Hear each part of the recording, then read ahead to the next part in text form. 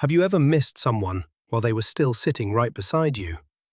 Not gone, not even leaving yet. Just there, warm and breathing and close enough to touch, and already vanishing. Today, a young man sits alone at a small kitchen table, drinking instant coffee with pet milk, watching snow fall outside his window. He watches the milk swirl into the dark coffee, that slow, cloudy bloom, and it carries him backward. It's not that I enjoy the taste especially, but I like the way pet milk swirls in the coffee. The color is off, he notices. It's not quite real milk.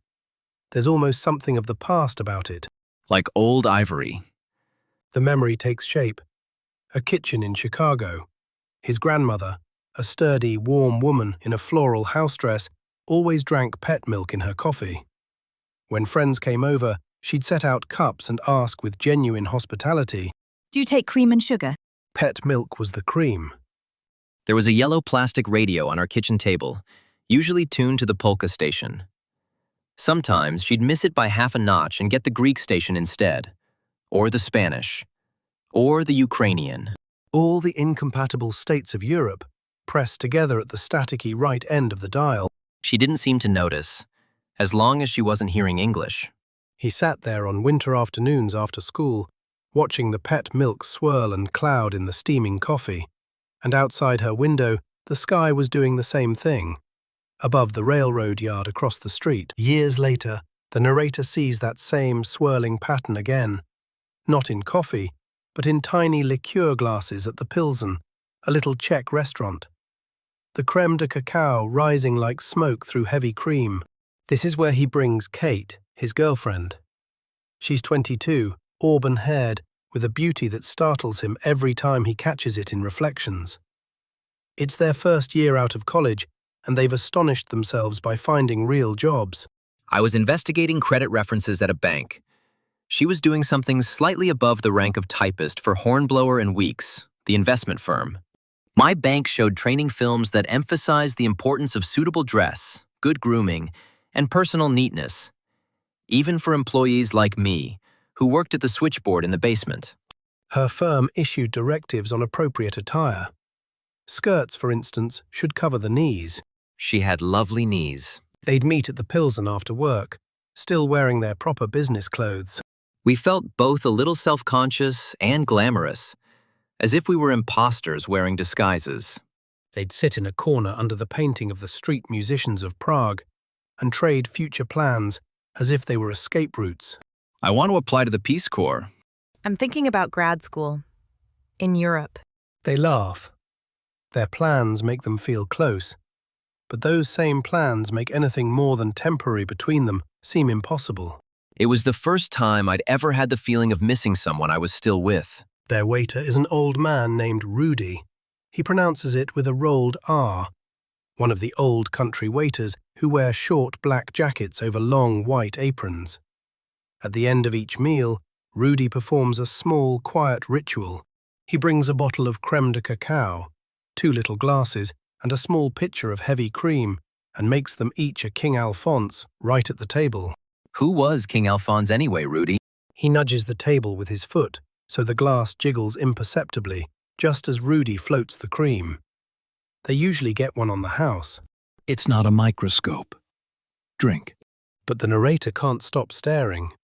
The cream blooming through the liqueur like smoke, like kaleidoscopic clouds, like the sky above the railroad yard, like everything beautiful that won't hold its shape. It's May, the narrator's 22nd birthday, unseasonably hot. They meet at the Pilsen, and before even looking at the menu, A bottle of Mums and a dozen oysters apiece. Rudy brings the oysters on platters of ice, freshly opened and smelling of the sea, and makes a sly remark. Oysters. On a birthday. Very good.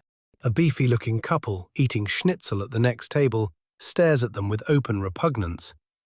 They laugh and grandly sip it all down. We squeezed on lemon, added dabs of horseradish, slid the oysters into our mouths, and rinsed the shells with champagne and drank the salty, cold juice. To the Peace Corps! To Europe! They clunk shells. He's already half tipsy, filling with a euphoric, aching energy. Kate touches her wine glass to his and whispers. Happy birthday. Then, suddenly, she leans across the table and kisses him. When she sits back down, she's flushed, and he catches something. Her reflection, hovering in the glass, covering the painting of the street musicians of Prague. I always loved seeing her in mirrors and windows. The reflections of her beauty startled me. He'd told her that once. She fended off the compliment, That's because you've learned what to look for. as if it were a secret he'd stumbled upon. But this time, seeing her reflection floating ghost-like upon an imaginary Prague, it was like seeing a future from which she had already vanished. I knew I'd never meet anyone more beautiful to me. They leave. Champagne killed, dinner never ordered. Money on the table.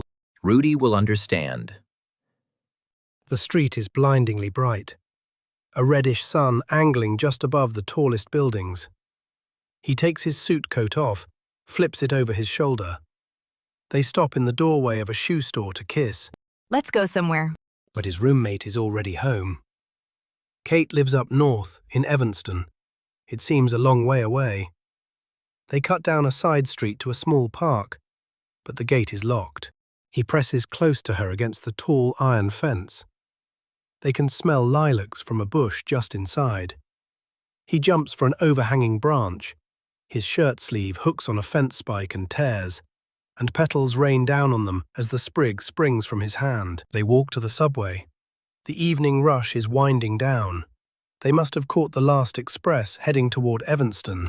Once the train climbs from the tunnel to the elevated tracks, it won't stop until the end of the line at Howard. There aren't any seats together, so they stand swaying at the front of the car beside the empty conductor's compartment. We wedged inside, and I clicked the door shut. The train rocks and jounces, clattering north. The sun bronzes the windows on their side of the car. They are kissing, trying to catch the rhythm of the ride with their bodies. The sun bronzes the windows. She won't stop kissing. She's moving her hips to pin them to each jolt of the train. They're speeding past scorched brick walls, grey windows, back porches outlined in sun, roofs and treetops. The landscape of the L he's memorized over a lifetime of rides. The podiatrist's foot sign past Fullerton.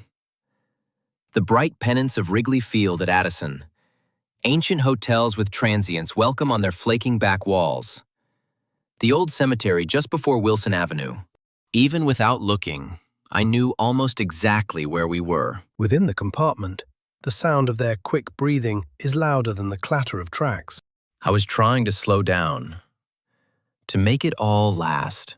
When Kate covers his mouth with her hand, he turns his face to the window. The train is braking slightly as it passes a local station. I could see blurred faces on the long wooden platform, businessmen glancing up from folded newspapers, women clutching purses and shopping bags. I could see the expression on each face, momentarily arrested, as we flashed by. And then, a high school kid in shirt sleeves, maybe 16, books tucked under one arm, cigarette in his mouth. The kid catches sight of them.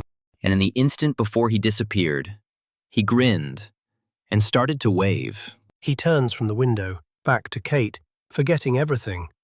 The passing stations, the glowing late sky, even the sense of missing her. But that arrested wave stayed with me.